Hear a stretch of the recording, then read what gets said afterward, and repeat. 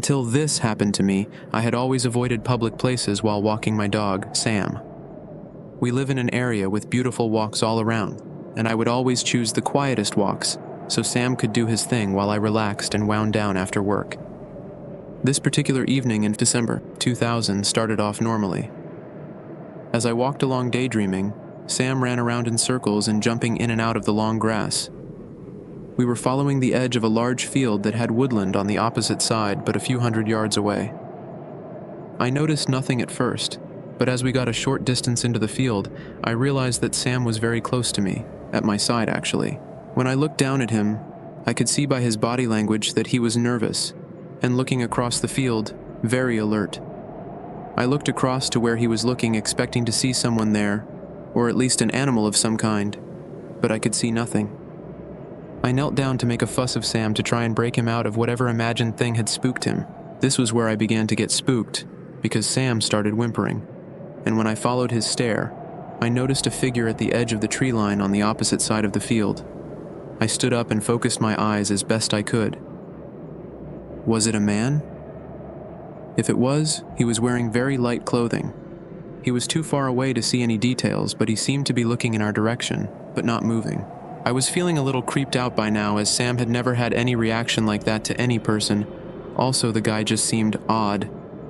I raised my arm in a static wave, but instead of a friendly wave back, the man dropped to his haunches.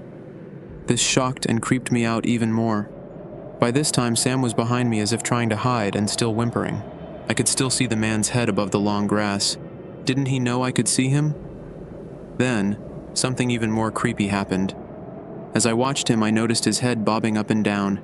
He was moving toward us, but the scariest thing was he was moving on all fours. Suddenly, he stood up. Sam started barking and growling, and now I could see that he was absolutely naked. The distance he had traveled shocked the hell out of me. I couldn't decide what was more freaky, a naked man, or a man that could move so fast on all fours. My flight response took over and I shouted, "Come," to Sam, and set off running as fast as I could.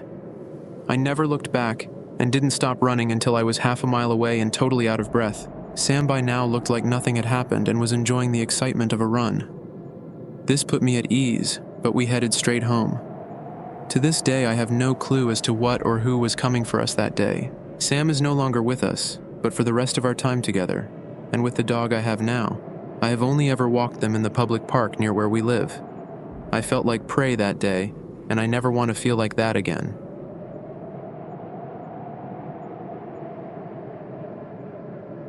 This happened at my work. It was 5 years ago, and I'm still with the same company, but now at different premises. Thank God. There were 7 of us working in the office at that time, and as Christmas approached, one of the girls decided that we should do a secret Santa. Everyone went along with it, and the set amount to spend was very low, so no reason not to. We all ended up with a name of another colleague, and dutifully bought, wrapped, and placed the gifts in a box on the manager's desk for him to place under our office Christmas tree. After 3 or 4 days, everyone had looked at their own gift and had a feel and shake, as you do. We still had 4 weeks left before our Christmas break, and after a week or so, those gifts were pretty much just background. Then one morning when starting work, I noticed a new gift under the tree that hadn't been there before. From my desk, I could see the tree and the gifts below. My eyes kept moving to this extra gift, but I told myself it must have been put there by my boss for whatever reason. Out of curiosity, I went to take a look at it to see whose name was on it, but when I did, it was blank. Now I really was intrigued. I asked everyone in the office if they knew where it had come from, and not one of them even noticed there was an extra gift under the tree. They also didn't seem to care. Maybe they just thought that it was down to the boss too. I decided that it wasn't worth the effort of asking the boss about it, so I went about my day as normal. The next day, however, I glanced over at the Christmas tree, and immediately noticed that the mystery gift had moved. I thought it was strange, as I was the closest person to it, and hadn't seen anyone near it. I told myself to stop obsessing over it though, as it wasn't that big of a deal. The trouble with that was that over the next 5 days, every time I walked into the office in the morning, the gift would be in a different place, yet none of the other gifts moved in the slightest, or not that I could tell anyway. By the 5th day, it was clear around the other side of the tree, so far from where it began that I could no longer see it from my desk. I thought it was time I went to ask my boss about it, and at first he looked at me like I had two heads, obviously not understanding what I was talking about. But when he finally understood, we went to our office together. The mysterious gift had obviously not been his doing, and after asking all of my colleagues if they knew where it had come from, he inspected it for a name as I had done. He found none, obviously, but as he was inspecting it, he noticed a small hole had been made in the front of it. He immediately decided to open it, and inside was a very small device. The police were called, and the whole thing was taken away. Around a week later, the boss came into the office and said that the police had been to see him, and the device was some kind of wireless camera. After an investigation, it was found that a convicted sex offender had been using an empty office next to ours to climb into the space above the suspended ceiling, down into our office to plant the camera, and moving it every night to view which ladies in our office were his preference. What he planned, we won't ever know, thankfully. He was caught and jailed eventually. I've only ever attempted to spend one Christmas away from home. I think you'll understand why when you hear my story. In December 1998, my then boyfriend surprised me by offering to take me away for Christmas. I wasn't sure that I wanted to go at first, but a friend of his had offered him the use of a cabin that he owned. My boyfriend, Peter, had been there once before, and he promised me it was a beautiful place with lots of nature, and woods practically surrounding it. He said that if it snowed while we were there, it would be worthy of a snow globe scene. He made it sound so beautiful, so I agreed. Neither of us had much in the way of family, and a nice quiet break sounded lovely. We bought supplies of food and drink, enough to last us the 6 days that we planned on staying, and Peter made sure his car was sorted for the trip.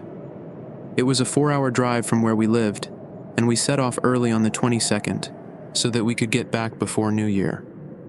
We were invited to a party by Peter's boss, and neither of us wanted to miss it. The journey flew by, but the final mile or so was pretty bumpy, as it was a dirt road.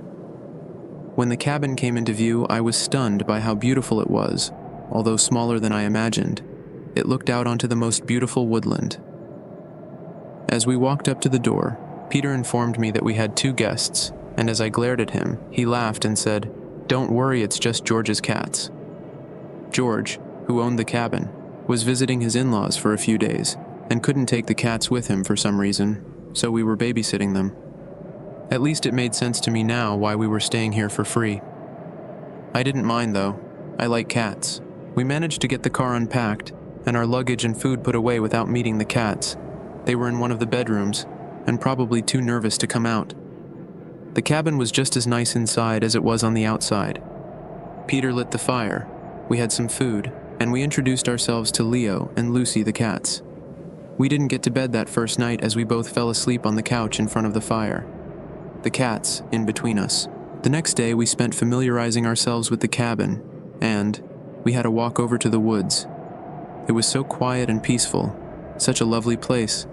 That night, though, was the start of our troubles. After we ate, we settled down with a drink and sat in front of the fire listening to music. The cats were stretched out on the rug, soaking up the heat from the fire. There were 2 windows, one on either side of the fireplace. The drapes were open, and it was pitch black outside. Suddenly, the cats both jumped up and started acting scared. We looked at each other, puzzled. They were staring toward the wall, their eyes wide and round like marbles, their tails bushy. Peter said, "What the—" Then, before he could finish, we saw a figure walk past the window to our right. I didn't scream, but I let out a noise with the shock. Peter jumped up off the couch and ran to the window. Not seeing anything, he ran straight for the door. I shouted, "Peter, don't!" But my words were barely out, and he was gone through the door and running around to the side of the cabin. I stood up and froze to the spot, not knowing what to do. I looked from the door to the window, and as I did, a face appeared from the darkness up against the glass. I screamed, then realized it was Peter's. He quickly came back into the cabin and said, "There's nobody out there." We had both seen the figure walk past the window. The cats were nowhere to be seen. They were so scared by it, they had hidden in another room. Peter paced the floor, trying to think of what to do next, and eventually, We sat back down on the couch. Staring towards the window, we'd seen the figure walking past. We couldn't even decide if it was a problem. What did it mean? We were pretty remote, so it seemed unlikely that someone would be passing by. If someone was lost or in need of help, why did they not knock on the door? Then as we talked it through, Peter said, "If that was a person, where did they go?" I ran out there quickly, and they had disappeared. If they had run into the darkness, why? We decided that there was nothing we could do, and maybe the cat's reactions had spooked us, making the situation seem worse. All the same, we decided to just sleep on the couch and stay fully clothed, just in case. The next morning, Peter inspected the grass around the cabin and said he couldn't really see anything. So, with that, we just went on with our plans. We had taken a small Christmas tree with us, so we put it on a table in the corner to make it feel more festive, then placed our gifts for each other near the tree, and that was us all ready for Christmas. Peter had brought his laptop and some movies, so we had something to watch, and we spent a few hours just cuddled up on the couch watching Peter's terrible taste in movies. Later, we fed Leo and Lucy, then had dinner ourselves. By this time, it was starting to get dark outside, and Peter decided to move the car. He parked it with the front facing the side of the cabin where the windows were. He never said why, but I could guess, and didn't want to think about it, so we never spoke of it. As the night grew darker, I closed the drapes, not wanting to be able to see the windows. I could tell that Peter would have rather I left them open, but he never said anything, probably knowing that it made me feel better. The cats were cuddled up on the armchair. Suddenly, they both lifted their heads quickly, like before, their ears twitching as if trying to locate some noise that was inaudible to myself and Peter. We looked at each other, then listened. Peter paused the movie we were watching, but still we could hear nothing. Then, there was a huge bang on the window. We both jumped up off the couch. The cats bolted out of the room. Peter quickly reached under the couch and grabbed a chunk of wood that he must have hidden there without me knowing, and ran outside. I heard the car door open, and seconds later the light from the headlamps lit up the windows. I had to open the drape on one of the windows to see what was happening. I saw Peter standing, looking out toward the woods. When my eyes focused properly, I could make out the figures of two men, and they were facing the cabin. Peter started to shout at them. I couldn't hear what he was saying, but he was shouting angrily.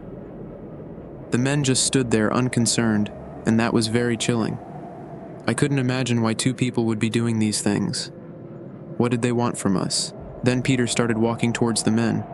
I thought this was a crazy thing to do, and I shouted, "Come back inside," but Peter didn't hear me. My heart was beating so fast. What was his plan? He got a few yards, then stopped suddenly, turned around and ran back towards the cabin, and within seconds was inside. His face was white. He locked the door, and I stared at him, knowing that he was scared out of his mind. Without speaking, I just stared at him, and then what he said, I will never forget. He said, "Their faces weren't right." This terrified me to almost fainting. I could feel the blood draining from my head. Peter ran into the kitchen and grabbed 2 knives. I was now crying with the fear that I felt. I asked, "What do you mean?" He looked at me and said, "They have to be wearing masks. They look exactly the same." I didn't know how to even process my thoughts. There was no way to call the police. The cabin had no phone. Peter ran back outside to turn off the car headlamps, carrying one of the knives, then locked the cabin door. We were lost at what to do. We had no idea what these men wanted or what their plan was. Neither of us slept a wink that night, and Peter held a knife the whole time. As soon as it was light enough to see all of the way to the woods, and we could see no one was nearby, we packed the car up, including Leo and Lucy, and left. Once we were clear of that place, Peter admitted to me that the 2 people he saw looked like the exact same person, identical.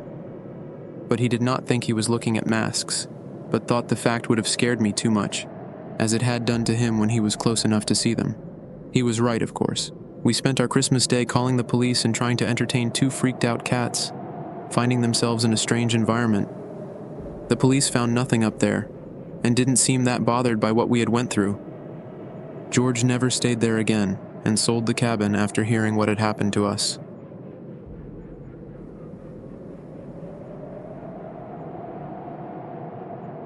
This thing that I saw when I was 12 years old, I could never even put into a category until recently.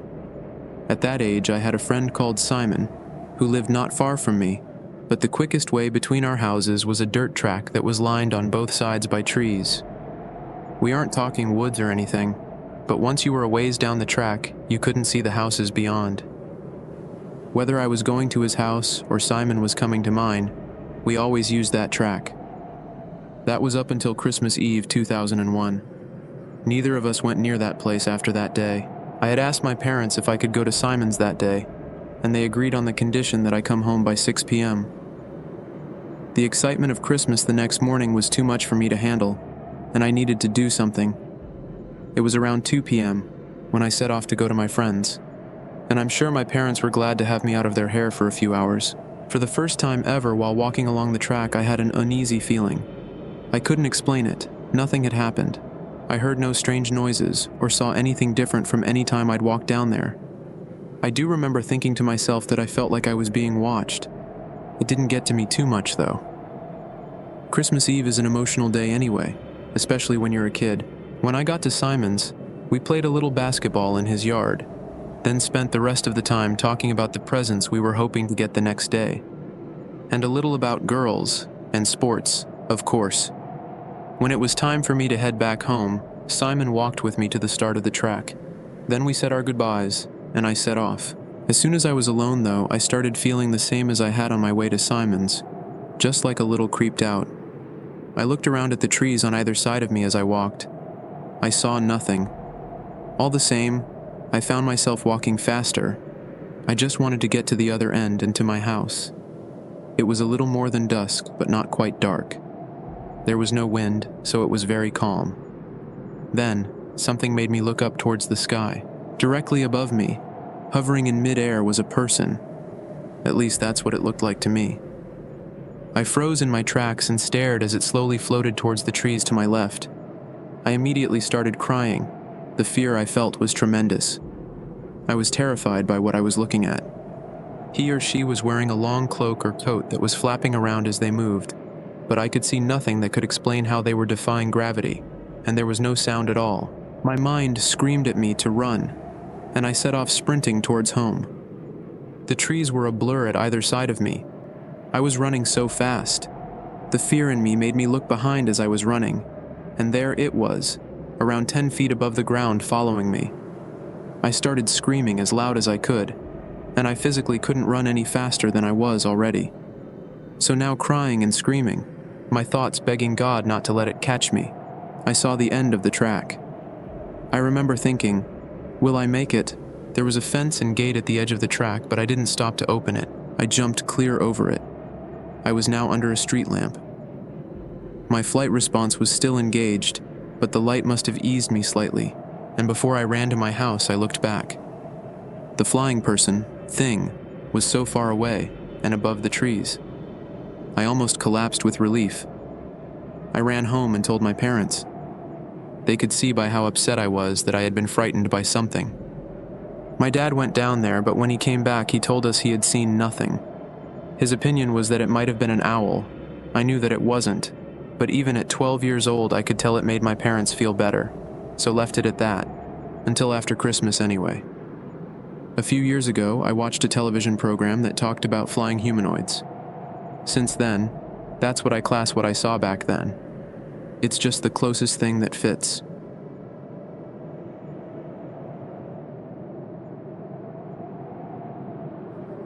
This happened to me quite recently, 2 years ago in fact. It was the week leading up to Christmas, and I was only just decorating my flat as I had just bought a collection of Christmas ornaments off an online marketplace.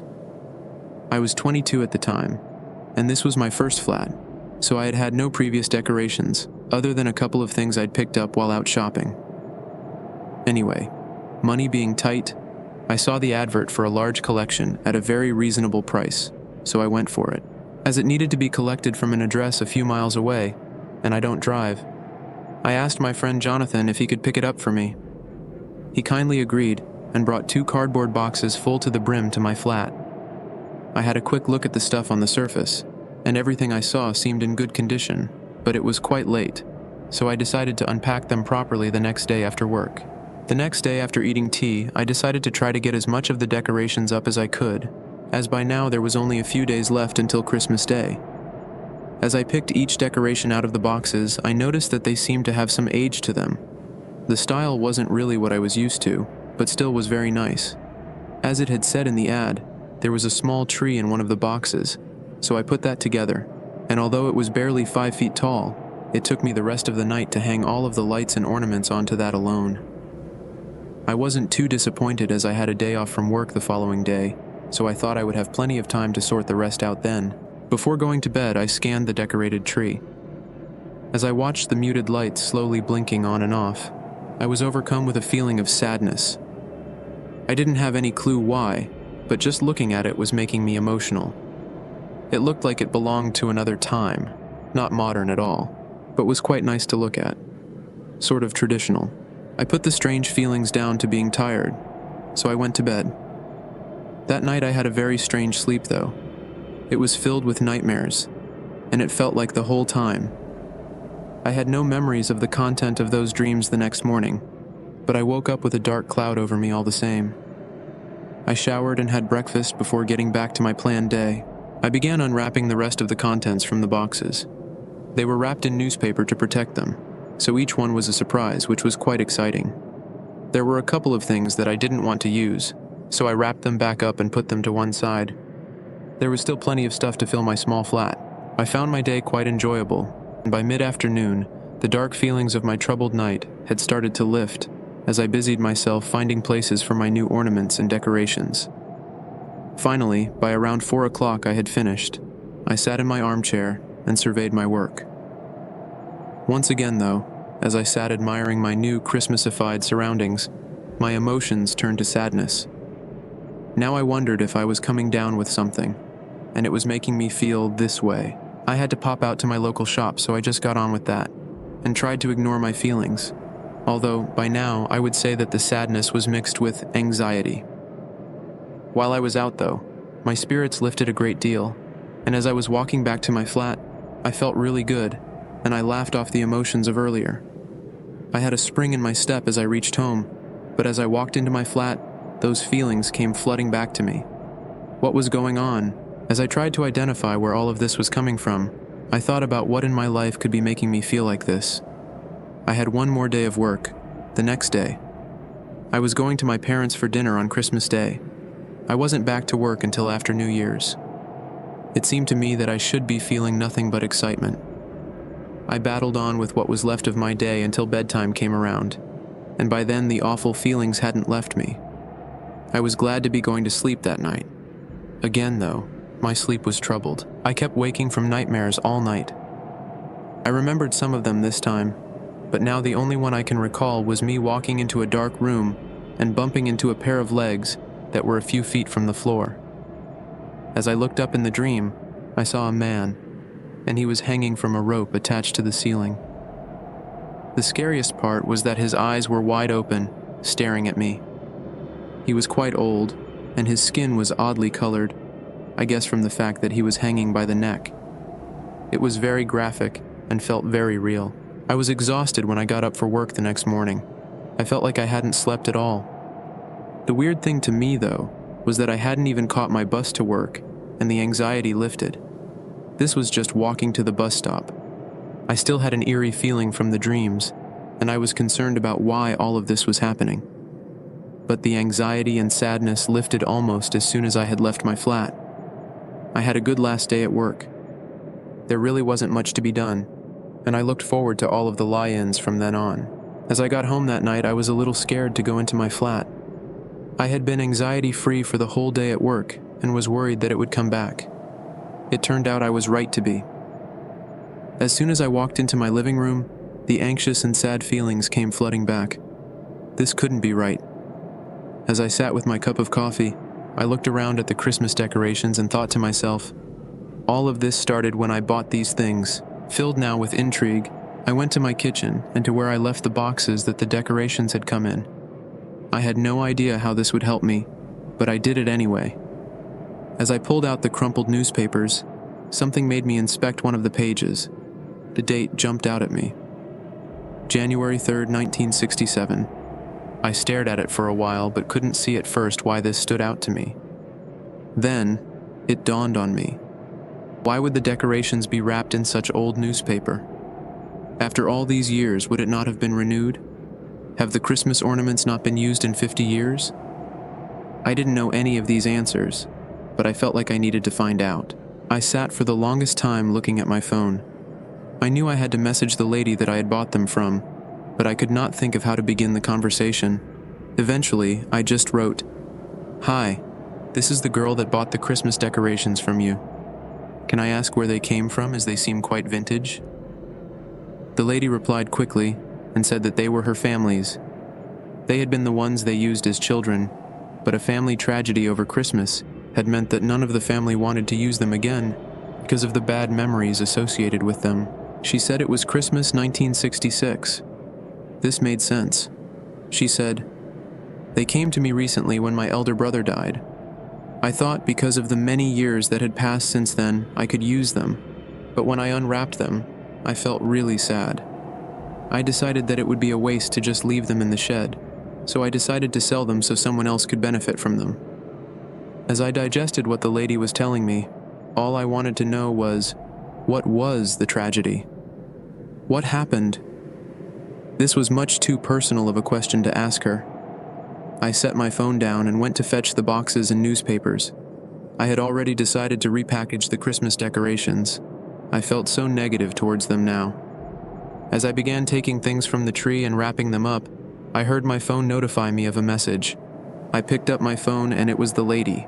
The message read, "In case you were wondering, my father hung himself on the 26th of December of 1966. I can't tell you how my mind reeled at reading that message. I had everything in that room wrapped back up and in the boxes in the space of 2 hours. My friend Jonathan picked the boxes up for me before bedtime that night and took them away. To this day, I have no idea where he took them. All I told him was that they were not to be used. The feelings of sadness and anxiety left with the decorations.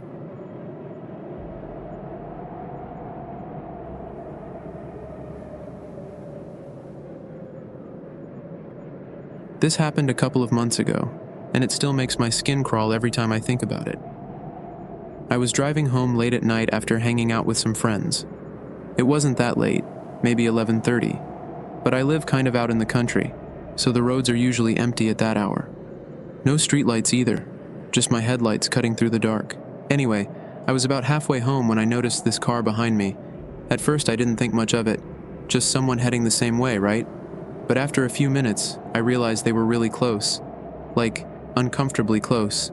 Their headlights were practically in my rearview mirror. I sped up a little, just to put some distance between us, but they sped up too. I started to get that tight feeling in my chest, you know? Like something wasn't right. I told myself I was overreacting. Maybe they just didn't realize how close they were. Then they started flashing their high beams, not once or twice, but over and over, like they were trying to get my attention. At this point, I was freaking out a little. I thought maybe something was wrong with my car, like maybe my taillights weren't working, or my trunk had popped open or something. I pulled over to the side of the road thinking they'd just pass me, but instead, they pulled over too. Now I was really panicking. Why weren't they just driving past?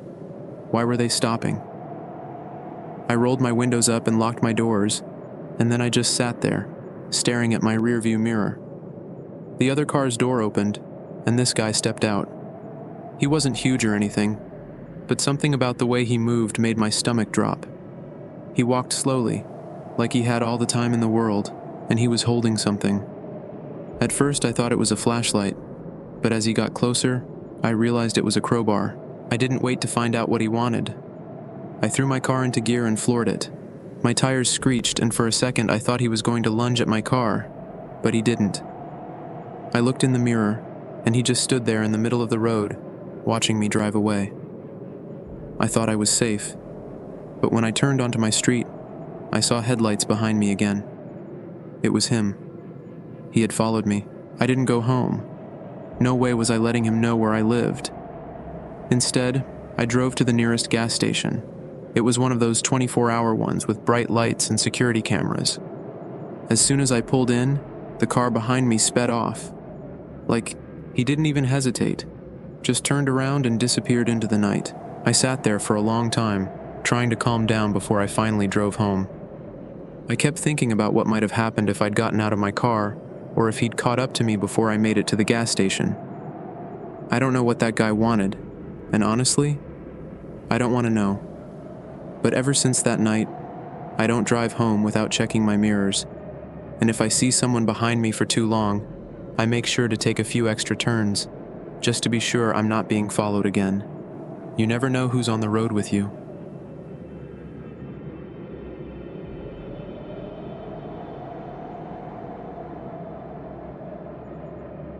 I've never been the kind of person who scares easily.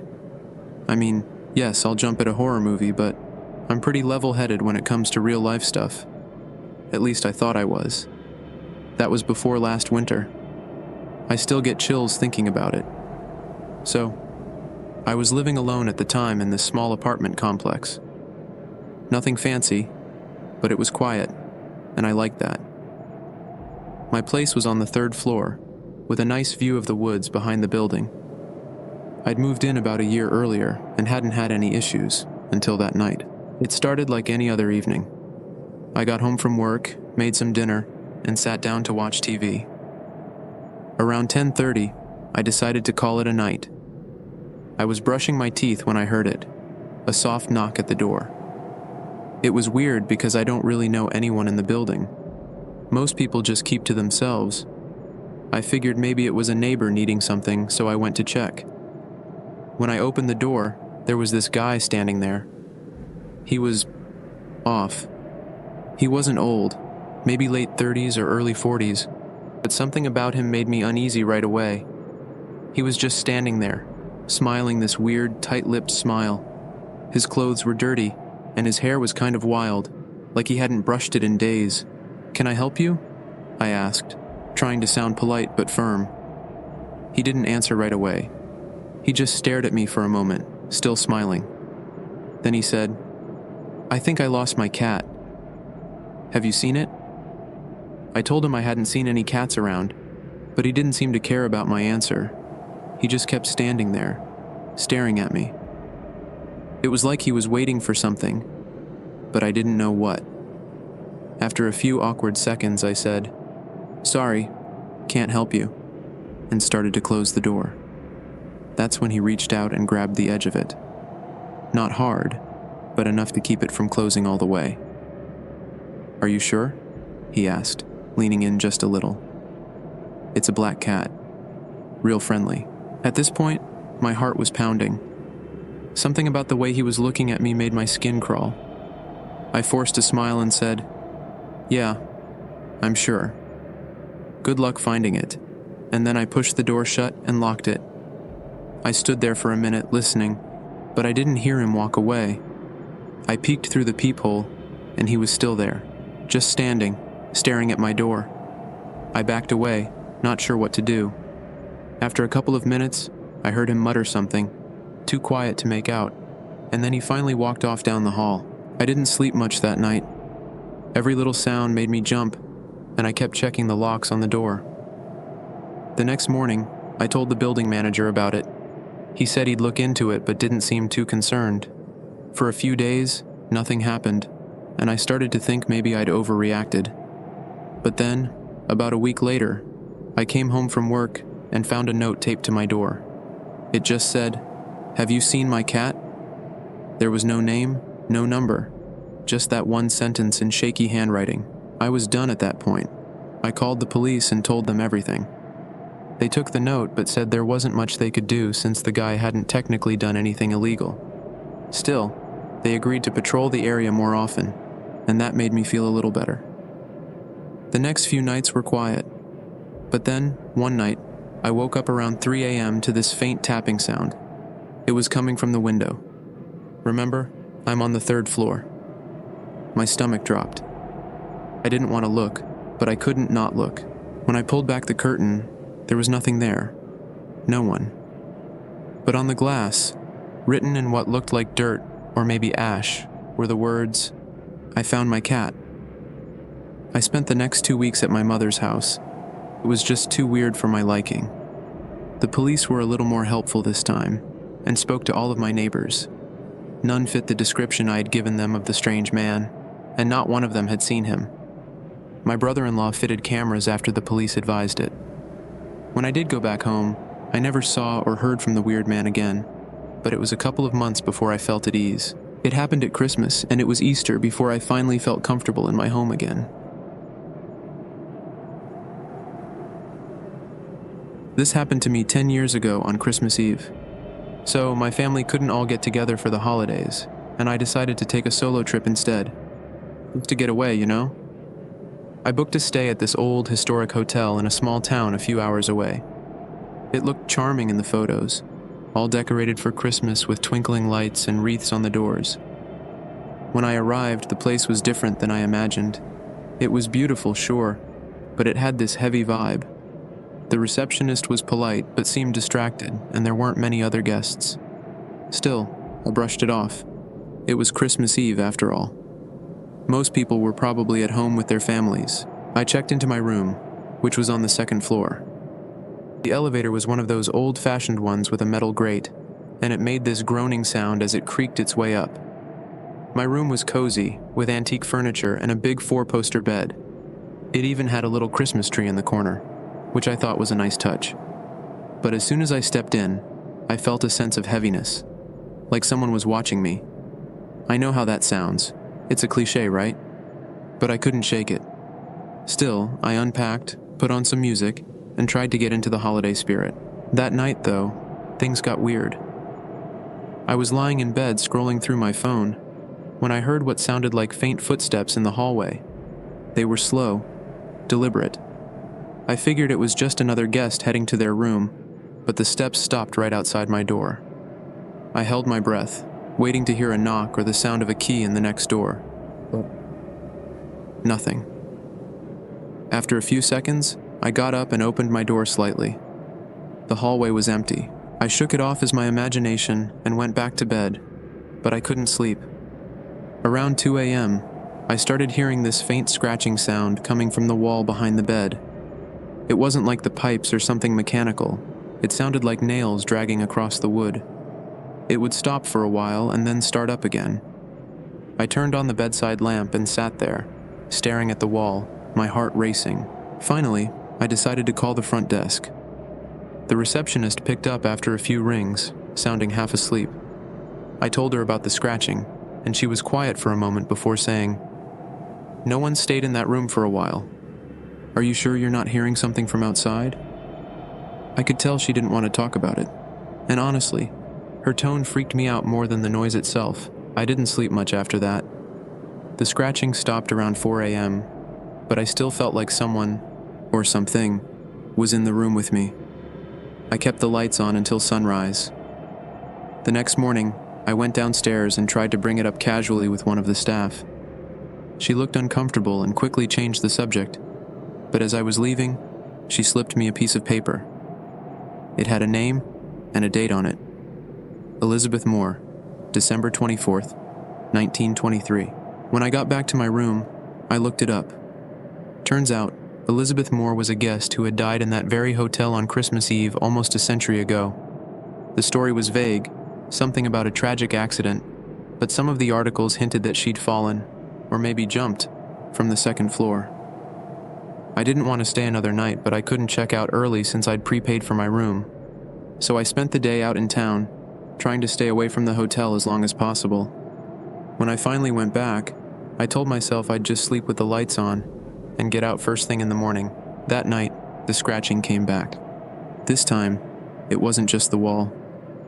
I swear to you, I saw the Christmas tree in the corner move, like physically shift a few inches. And then, the ornaments started swaying, like someone had bumped into them. I was frozen in bed, clutching the blankets, when the temperature in the room dropped. Not just a little, I could see my breath. And then, I heard a whisper, right next to my ear. It was a woman's voice, soft and shaky, and it said, "Help me." That was it. I grabbed my stuff, left the lights on, and bolted downstairs. The receptionist didn't even look surprised when I told her I was leaving. She just nodded and handed me my receipt. I spent the rest of the night in my car, parked at a gas station, too freaked out to go anywhere else. I don't know what I experienced in that hotel, but I know it wasn't just my imagination.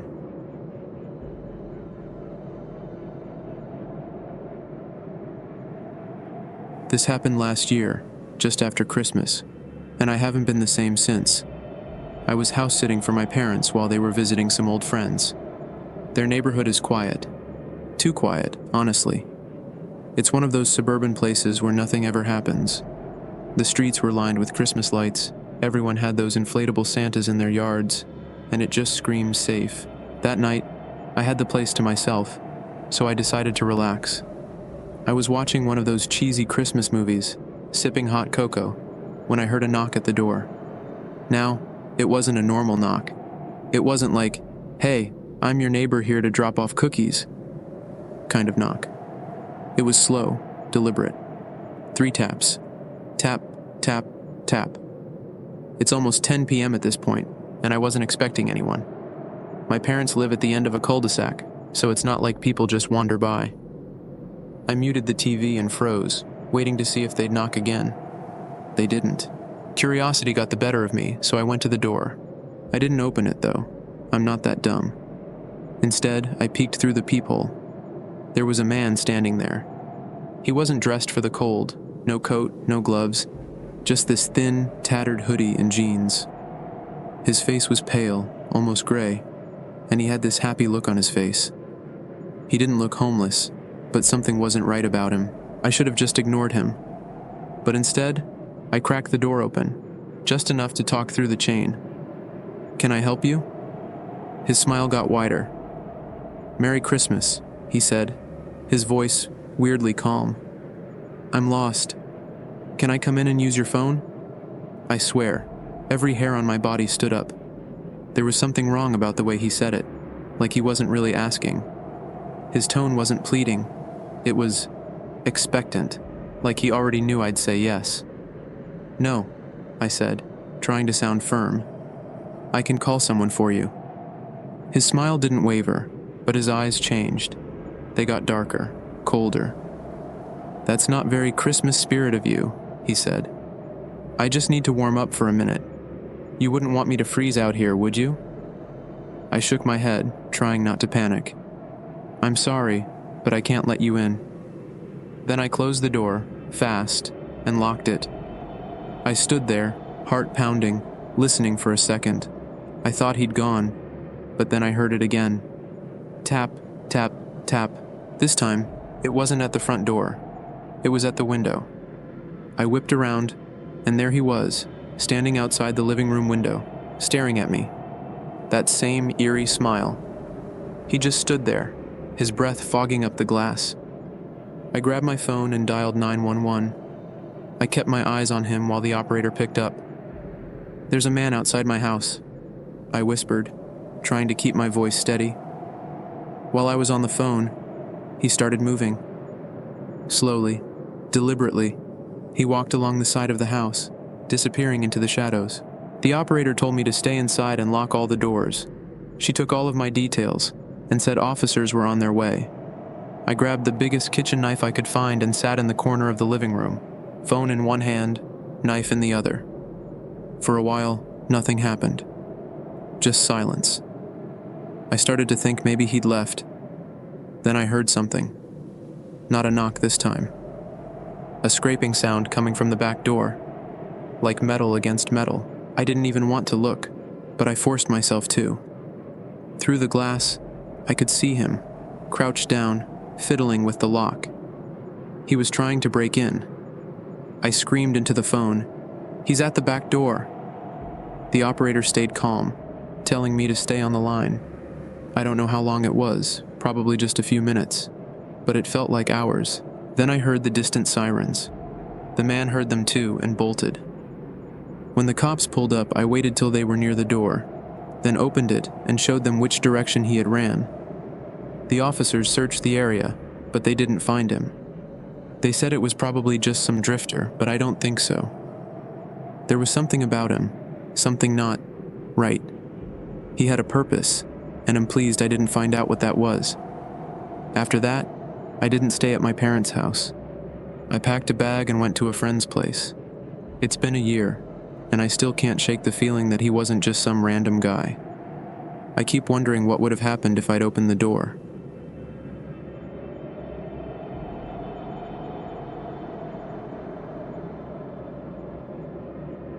You ever have one of those experiences where something just feels wrong? Like, deep in your gut, you know you shouldn't be there, but you can't explain why? That happened to me last Christmas, and to this day, I still can't shake it. I'm not much for big holiday gatherings. Don't get me wrong, I love my family, but when everyone starts crowding around the house, drinking too much eggnog, and arguing over the same tired stuff, I always feel the need to get away. My escape has always been hunting. I grew up doing it with my dad, and now that he's gone, it's kind of my way of feeling close to him. So, last year, on Christmas Eve, I decided to head out to a spot I hadn't been to in years, an old hunting ground deep in the woods about an hour outside of town. The day started out normal enough. I packed my gear, grabbed my rifle, and told my mom I'd be back probably after she was asleep. She didn't love the idea of me going off by myself, but she knew how much I valued the quiet. The drive out was peaceful. Snow had fallen the night before, and everything was covered in this pristine white blanket. It was the kind of scene that makes you feel like you're in a Christmas card. When I pulled up to the trailhead, there wasn't another car in sight, just me, the trees, and the silence. I hiked in a couple of miles to a spot where my dad and I used to set up. It was this clearing surrounded by dense trees, with a small frozen stream cutting through it. Perfect spot for deer. I set up near a fallen log, got comfortable, and waited. For hours, nothing happened. Not a single sound except the occasional rustling of the wind through the trees. That's not unusual for hunting, but something about the silence felt heavier than normal. It was the kind of quiet that makes your ears strain, like you're expecting something to happen but don't know what. I shrugged it off, figuring I was just being jumpy because I hadn't hunted solo in a while. Around midday, I noticed something weird. The woods, which had been so still all morning, started to feel alive. I'd catch glimpses of movement out of the corner of my eye, branches swaying, shadows shifting, but every time I looked directly at them, there was nothing there, just trees and snow. Then came the sounds. At first it was faint, like footsteps crunching in the snow, far off in the distance. I figured it was just an animal, maybe a deer, or even a rabbit. But the sound didn't go away. It got louder, closer, and more deliberate. It wasn't the light, random pattern of an animal. It was steady, purposeful, like someone walking. I stood up, scanning the woods through my scope, but I didn't see anything. Just trees. That's when I noticed how late it had gotten. The sun was dipping low, casting these long, creepy shadows over the snow. I decided it was time to pack up and head out. As I started to gather my stuff, I heard it again. Those footsteps. This time they were closer, way closer. My heart was pounding. I called out, "Hey, who's there?" No answer. Just the sound of crunching snow, now circling me. I don't know why, but I felt frozen. My brain was screaming at me to leave, but my body wouldn't move. That's when I caught sight of it. Something, or someone, standing just beyond the tree line. It was too dark to see clearly, but there was definitely a figure there. Tall, unmoving, watching. I raised my rifle, not to shoot, but to get a better look through the scope.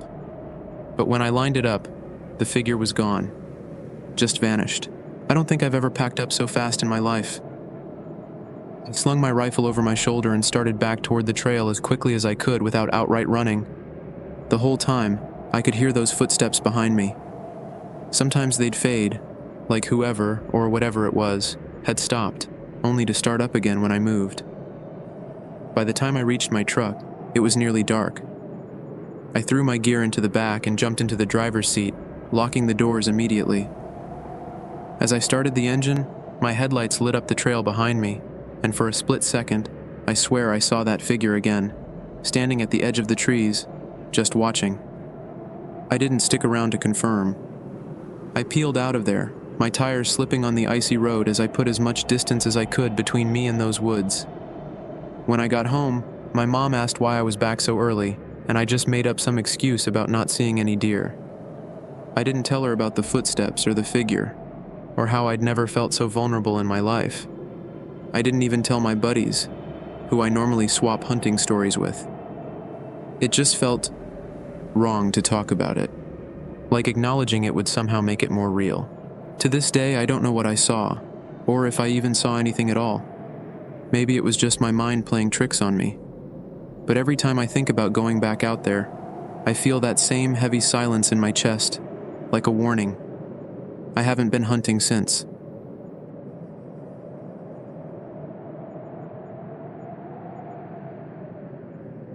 I don't usually tell people this story because, honestly, most folks just don't believe me. But every year, around Christmas, it comes back to me like it happened yesterday. I was working as a janitor at my old high school, and what I experienced that night changed how I look at everything. It was a few years ago, right before winter break. Most of the students and staff had already cleared out for the holidays, but I was stuck there for a few late shifts. The school had this old, creepy vibe when it was empty. Big, echoey hallways, creaky floors, and dim lighting that never quite felt bright enough. That night, I was cleaning the third-floor science wing. It was one of the oldest parts of the building, and for some reason, the heating never worked up there. The air was freezing, and you could see your breath if you exhaled. I remember thinking it felt colder in that hallway than it did outside. As I was mopping the floor near one of the labs, I heard a faint noise behind me, like a light tapping sound. I stopped, looked around, and didn't see anything. The hallway was completely empty. I shrugged it off. Old buildings make noises. But then it happened again, this time louder, like someone was knocking on a door. I turned toward the nearest classroom and saw the doorknob twisting slowly. My stomach dropped. Nobody was supposed to be there. I double-checked earlier, and I was the only one in the building. I called out, "Hello? Is someone there?" No answer. I stood frozen for a moment, staring at that doorknob, and then it stopped moving. My heart was racing, but I told myself it was probably just my imagination. I walked over to the door and opened it, half expecting to see one of the other staff playing a prank on me. The room was empty.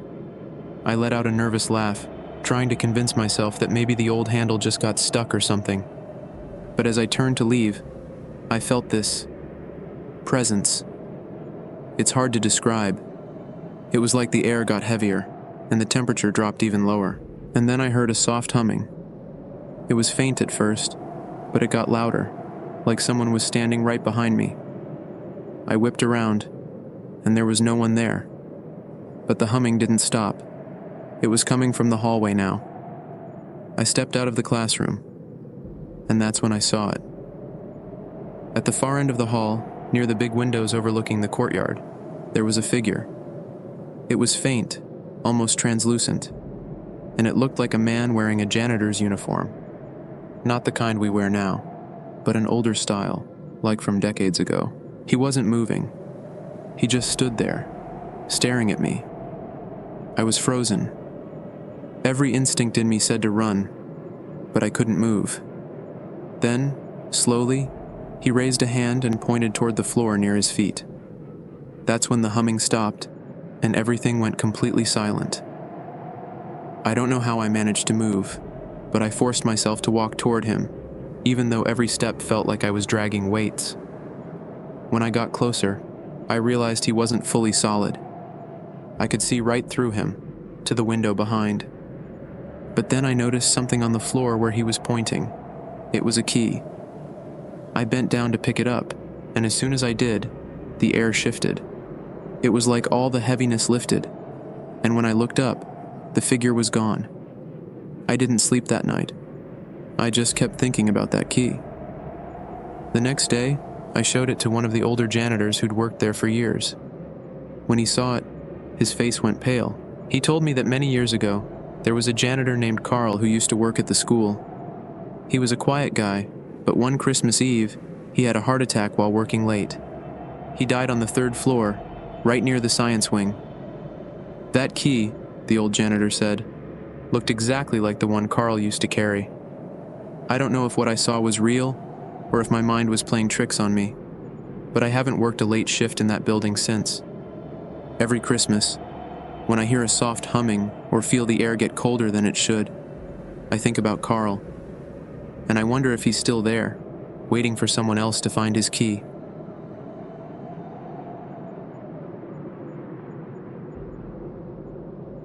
This has been haunting me for years. With Christmas coming up, I've been thinking about it more than usual. It's the kind of thing you think only happens in movies, until it happens to you. It was 5 years ago, right around the holidays. I had just moved into a small apartment by myself. It wasn't anything fancy, but it was cozy and all mine. I decorated the place with a cheap string of Christmas lights and a tiny artificial tree from the dollar store. It wasn't much, but it made the space feel festive. One night after work, I was walking home. It had snowed earlier that day, and the sidewalks were slippery. I had my hands shoved deep into my coat pockets and my scarf wrapped around my face to keep out the cold. As I turned the corner to my street, I noticed something that made me stop.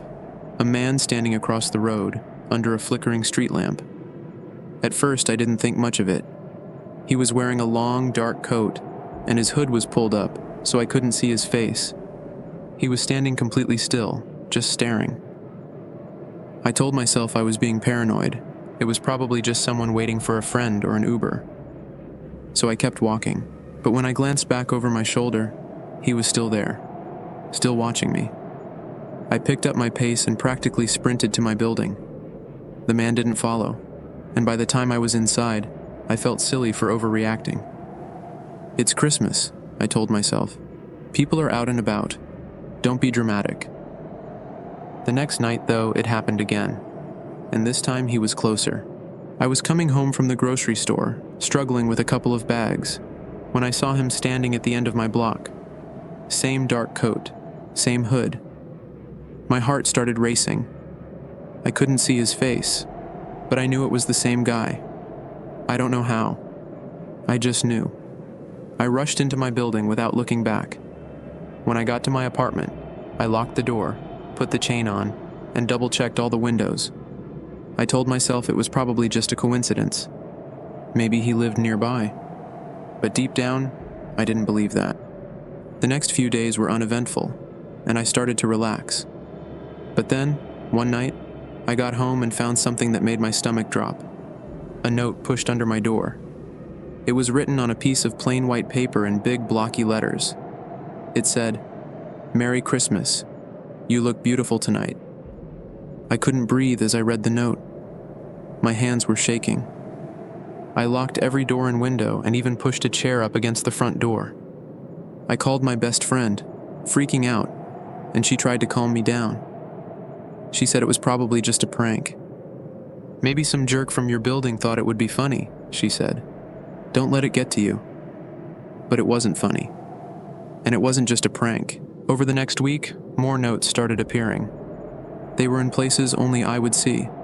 One was stuffed into my mailbox. Another was slipped under my windshield wiper. The worst one was waiting for me on my kitchen counter. I have no idea how it got there. By then I was terrified. I barely slept, barely ate. Every creak in the floor, every shadow outside my window, made my heart race. I filed a police report, but they said there wasn't much they could do without more evidence. They told me to be careful and to call them if anything else happened. The last straw came on Christmas Eve. I was supposed to go to my parents' house for dinner, but I didn't feel safe leaving my apartment. I decided to stay in and try to distract myself with Christmas movies. Around 9 p.m., I heard a noise outside my door, like someone was sliding something underneath it. My blood ran cold. I waited until I was sure whoever it was had gone, then crept to the door. There was another note. This one was different. It wasn't cheerful or festive. It said, "Why are you hiding from me?" That was it. I grabbed my coat and my phone and bolted. I didn't even pack a bag. I drove straight to my parents' house and didn't go back to my apartment for weeks. When I finally did, the building manager told me something chilling. The guy in the apartment above mine had moved out suddenly, right after Christmas. He left in such a hurry that he didn't even take all his stuff. I'll never know for sure if it was him. The police never found anything conclusive, and I eventually moved to a new place. But every Christmas, when I see the snow falling or hear Christmas carols on the radio, I think about those notes and that feeling of being watched.